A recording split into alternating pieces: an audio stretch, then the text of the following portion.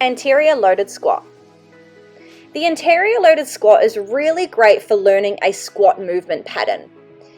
By putting the plate away from our body, it really encourages our core to activate, which is an essential part of a good squat pattern.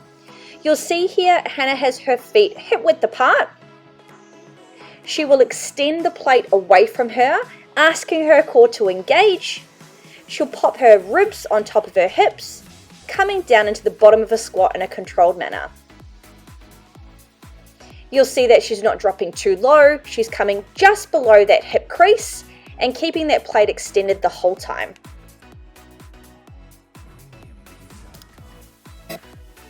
Common mistakes we see. The first one we see is hinging too far backwards. This means that we see the hips going too high and back, and this can result in the chest falling forward. You'll see as hand comes down to the bottom of the squat, it's like the whole movement collapses. We want to make sure that we've got a slight hinge in our hips while keeping our chest upright.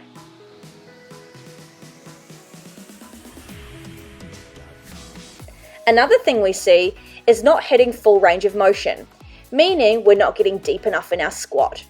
Now this might be something that you can't do at the start, but it's something that we build towards. If we see here, hand pulls the squat up too early, we're looking to have the crease of the hip just go below the top of the knee.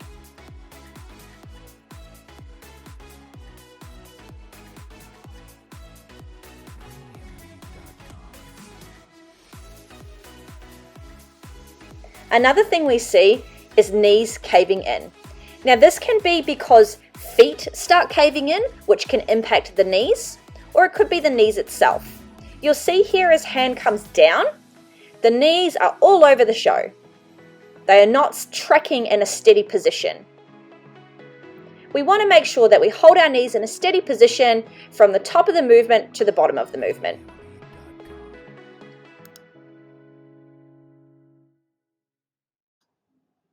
Instead, try this. Make sure your feet are hip width apart, the plate is extended, engaging your core and coming down in a controlled manner. Making sure that the hip crease is coming just below the knee. We're controlled from the top to the bottom, keeping that core on the whole time.